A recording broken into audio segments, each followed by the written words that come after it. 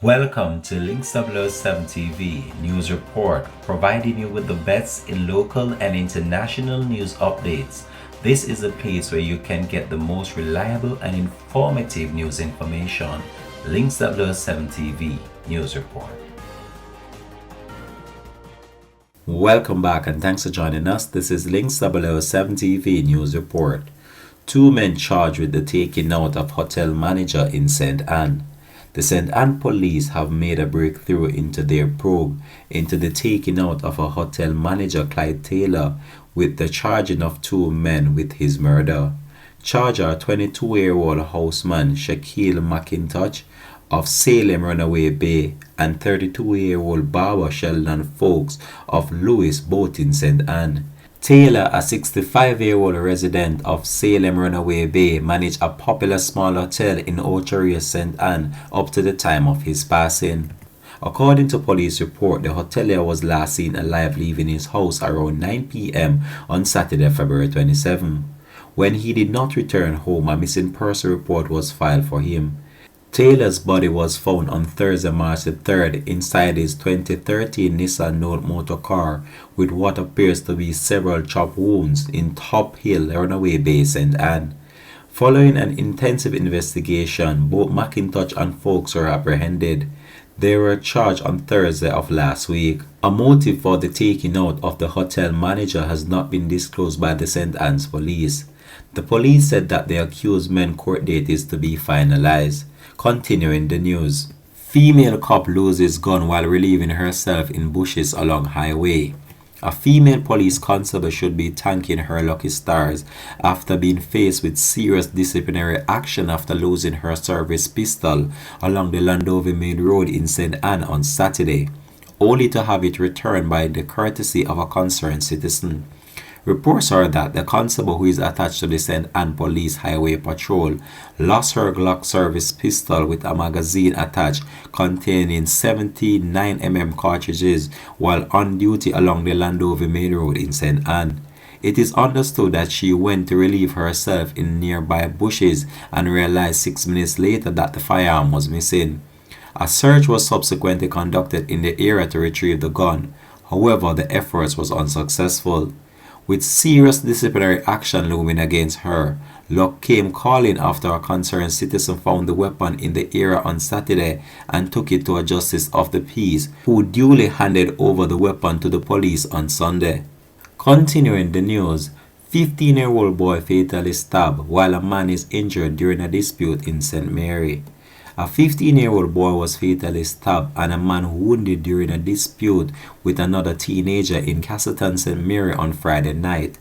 The deceased has been identified as Jamel Lewis of Castleton in the parish. Reports are that sometime after 7 p.m., Lewis and another teenager had an argument which eventually developed into a physical confrontation. A knife was then brought into play, which reportedly used to stab Lewis several times. An adult tried to quell the dispute, but he too was reportedly stabbed by the teen. The teen who reportedly did the stabbing then fled the scene of the incident. Both injured males were assisted to hospital where Lewis succumbed to his injuries while being treated. The St. Mary police have since launched a search for the suspected attacker as the probe continues into the incident. Continuing the news. A Jamaican man was charged with 28 counts of drug-related offenses last week in Florida after the completion of a 5-month narcotics probe into illicit drug dealings. According to a report published in the United States, the 21-year-old Jamaican national Romario J. Barros faces multiple charges of trafficking and delivery of heroin and meth, as well as conspiracy and other charges. The county sheriff's office said that the Jamaican, who was wanted on 28 counts of drug-related offenses with a total bond of more than $6.8 million, was arrested last Thursday, March the 3rd. He was apprehended outside an apartment complex located on Jimmy Ann Drive in the Dayton Beach area. The report said that detectives went undercover and purchased multiple controlled purchases of heroin and meth from Barros.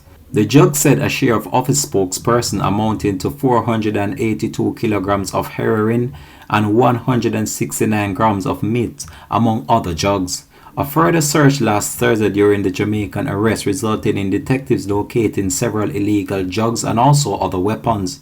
They include 103 grams of fennel, 110 grams of meth, 43 oxycodone pills, 4 handguns, and a little more than 1,000 US cash, according to authorities. Several investigative bodies in the county and their wider Florida state provided support in nabbing the Jamaican. Continuing with the news, Supreme Ventures has turned another loyal customer into a multimillionaire after handing over his winnings of $61 million to the latest Lotto winner, C. Codner. Anilete Codner says he has been playing Lotto since the start of the game in Jamaica over 20 years ago. Like many other winners before him, Codner used the same set lucky numbers played over years. He hit the jackpot with the following numbers: 9, 10, 11, 19, 30 and 31. CEO of Prime Sports Jamaica says that the most recent Lotto win solidifies Supreme Ventures as a winning chess gaming provider in Jamaica. Supreme Ventures remain unmatched when it comes to giving customers the best gaming experience and certainly the most winning. Last year, our players won over 45 billion playing our games, he stated. With this Lotto win so early in 2022, as well as much with the company set to launch its newest category of game, Supreme Scratchers, later this month, we are definitely on course to create even more winners this year, he added. Codner, who learned of the win after checking the result the morning after the Lotto draw, stated that his first step will to invest in real estate. I have been playing Lotto with the same set of numbers for years and never miss a draw. When I checked the result after the draw and saw that I won, I was elated. This win will change my life as I don't have a house and I can get one now, he stated. Continuing with the news, the Counter-Terrorism and Organized Crime Branch, CTOC, has listed a man and a woman as a person of interest in an ongoing investigation of the siege of several firearms at 2 warehouses in St. James. They are Clean Clark of West Village and Carissa Clark of Paradise Norwood, both in St. James. The report came days after authorities sent out a similar call for another female who was identified as a person of interest in a separate case where 21 guns were found at a warehouse in Kingston. The police said that the female later reported to them and was questioned and released. Detectives believe that Clean may be of assistance to the investigation into the seizure of several firearms, 69mm cartridges, and 8 magazines that were found at a warehouse on February 28.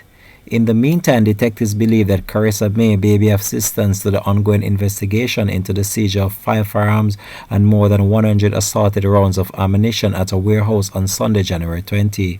Carissa Clark and Clean Clark were being asked to report to the Counter-Terrorism and Organized Crime Branch before 12 on Wednesday, March 9, 2020.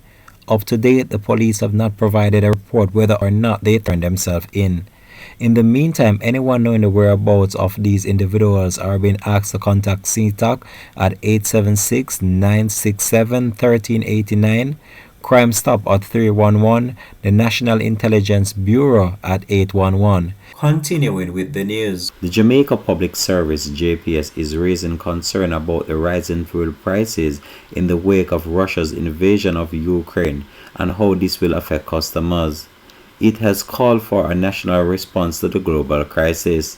Jamaica is heavily dependent on imported island natural gas for the production of electricity and transportation and manufacturing. The war in Ukraine means fuel price is much more expensive and there is less of it, explained JPS Chief Financial Officer Vernon Douglas. The prices of both island natural gas have increased since last year. They will increase much more now. A higher fuel cost means higher electricity costs. We have to pay more to fuel suppliers. We have no choice. Fuel makes up half of customers' electricity bills, so the charges of 1 month may change compared to the next, and this is quite significant, the JPS CEO stated. He hopes that the government will also suspend the fuel and electricity tax to further ease the burden on consumers during this difficult time. To this end, the company has started discussion with its fuel suppliers, Petrojam and New Phosphorus Energy, to access their ability to meet the country's fuel demand. Our suppliers are exploring all options to secure fuel to keep the lights on. There could be a global fuel shortage as sanctions tighten on Russia. a small country like Jamaica could be badly affected. We all have to work together to get through this, as this is a global crisis, the JPS CEO stated. This has been Links 007 TV News Report, and we'll continue to track this story and provide you with more information to come on this. Thanks for watching.